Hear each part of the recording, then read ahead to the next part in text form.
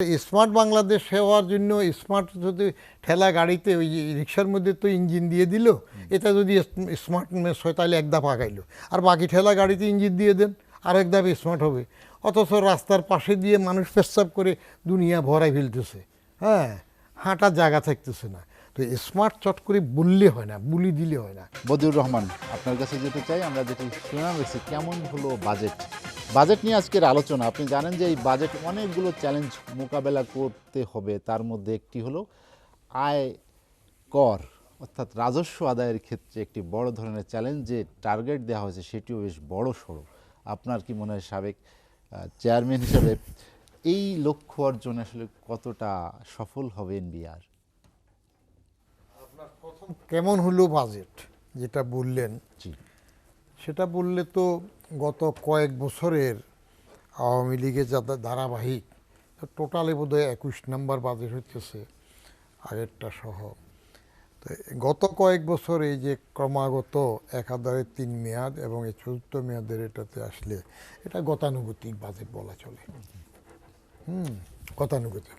এবারে বাজেটে একটু চেঞ্জ আছে যৎসামান্য, সেটা হইল প্রত্যেকবারই বাজেটের আকার বৃদ্ধির সময় 10 থেকে 14% গড়ে বাড়াতো।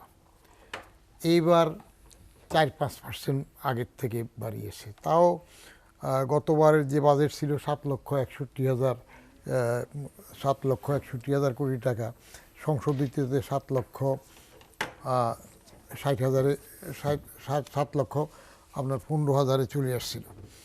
তো সেই তুলনায় এবার 7,97,000 টাকা ওনার হিসাবে হইল 4 থেকে 5% বাড়ছে। তাহলে বেশি বাড়ে নাই কেন? এটা 2 রকম ব্যাখ্যা হইতে পারে। একটা হইতে পারে যে আওয়ামী লীগ সরকার টের পাচ্ছে যে বাড়িয়ে বাড়িয়ে কোনো কাজ হচ্ছে না, পারতেছে না, বাস্তবায়ন সক্ষমতা তারা অর্জন করতে পারেনি। তো শুধু বাড়াচ্ছে, তারপরে ঘাটতি বেশি হচ্ছে, বাড়াচ্ছে, এরপরে আবার সংশোধিততে কমাচ্ছে। ওইখান থেকে যদি তাদের কিছুটা আকেল মান কিলিয়ে সেরা কাফি হয়, সেজন্য তো বললো যে আচ্ছা আমরা আকার ছোট করলাম। এবং সেই ক্ষেত্রে আইসা অর্থমন্ত্রী, ডিপ্লোমেট থেকে অর্থমন্ত্রী হলেন মেইনলি, তিনি বললেন বাজেটের আকার অযথা অকারণে বাড়িয়ে লাভ নাই। আরে হঠাৎ করে এই রকম সুন্দর কথা বলতেছেন কেন?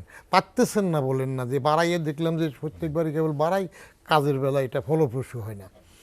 এটা একটা কারণ হইতে পারে। আরেকটা কারণ হইতে পারে যে কমাচ্ছে, আরও কমাইলে বরং আরও স্বস্তিতে থাকতো। সেটা হইল যে ঋণ করে করে আভ্যন্তরীণ এবং বাইরের ঘাটতি করতে করতে গিয়ে সামাল দেওয়া বোধহয় কষ্টকর হয়ে যাচ্ছে। বাস্তবায়ন সক্ষমতা কোনো সেক্টরেতে তেমন দেখা যাচ্ছে না। ঋণের সুদটা আর একটা বড় বোঝা হয়ে গেছে। আপনার জিডিপির 14.2% মতো খালি ঋণের সুদই আসবে, এবং ঘাটতি হয়ে যাচ্ছে কত, 1/3। এই যে 2 লক্ষ যেটা ঘাটতি আসলো, আপনার 2,56,000 কোটি টাকা বলতেছে ঘাটতি। তো এটা যদি টোটাল রাজস্ব আয়েরটা হিসাব করেন তার অর্ধেক, আর টোটাল বাজেটের যে টাকা সাইজ 7,97,000, তার 1/3 হয়ে গেল ঘাটতি।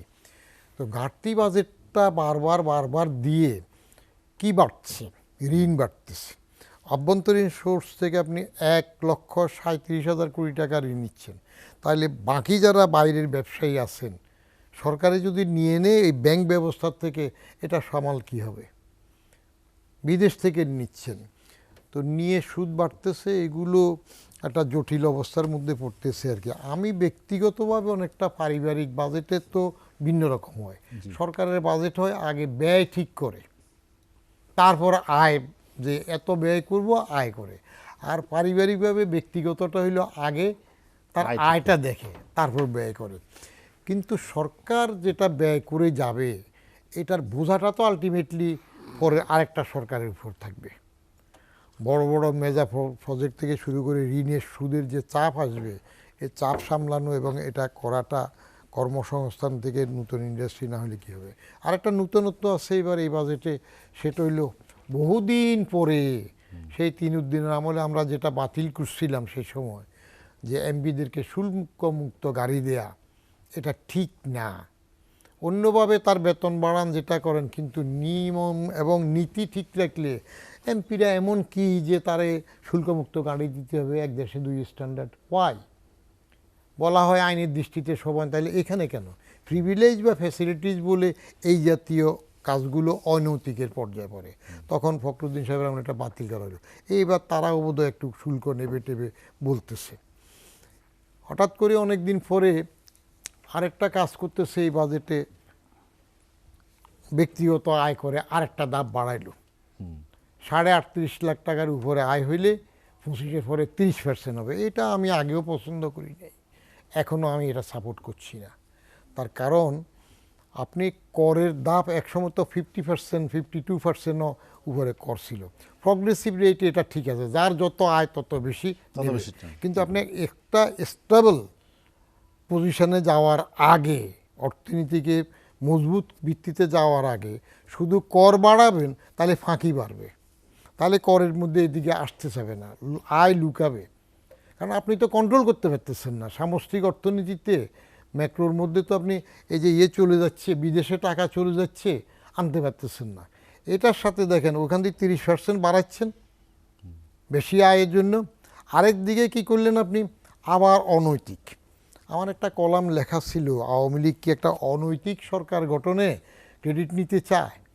এই যে মাঝখানে বন্ধ ছিল, 15% কর দিয়ে ওখানে একজন সাধুভাবে কর দেবে, 30% দেবে, আর এখানে অসাধুভাবে আগে টাকা কর দেয় নাই, অপ্রদর্শিত আছে, উনি 15% দিয়ে করলে খালাস। তাহলে মানুষ কর দিতে যাবে কেন? প্রত্যেকে তো এই সুযোগটা চাইবে।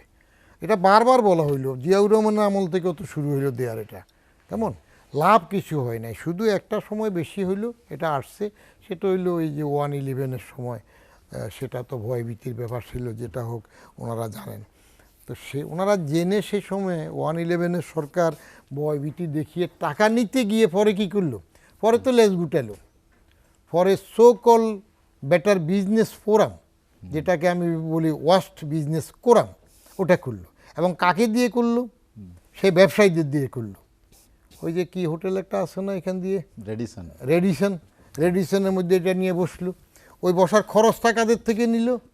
যে ব্যবসায়ীদের জোর করে টাকা নিতেছে তাদের খরচে খাইলো। ওখানে একটা লোককে আমি দেখছি নীতিগতভাবে ওইটার মধ্যে যান নাই। দুদকের তখনকার চেয়ারম্যান ছিলেন হাসান মাসুদ চৌধুরী, সাবেক আর্মি চিফ। উনি বললেন যে এই যে বেটার বিজনেস ফোরাম নামে কাদের টাকায় করছেন, কার খরচে খাবেন, সেটাই তো প্রথমে অনৈতিক অবস্থা হচ্ছে। কেন? যদি সরকারের পয়সা দিয়ে করেন তাহলে একটা ভালো উদ্দেশ্য, আলটিমেটলি হইল না। তারপরে একজন আসলে তো একটা কিছু নূতন করার জন্য সারা অস্থির হয়ে যায়। যেমন আওয়ামী লীগের প্রত্যেক বাজেটে একটা চমক থাকে। এবারে হিডিং দিল কি, বাজেটের প্রতিপাদ্য বিষয় সুখী সমৃদ্ধ উন্নত ও স্মার্ট বাংলাদেশ। আর স্মার্ট বাংলাদেশ হওয়ার জন্য স্মার্ট যদি ঠেলা গাড়িতে ওই রিক্সার মধ্যে তো ইঞ্জিন দিয়ে দিল, এটা যদি স্মার্টনেস হয় তাহলে এক ধাপ আগাইলো, আর বাকি ঠেলা গাড়িতে ইঞ্জিন দিয়ে দেন আর এক ধাপ স্মার্ট হবে।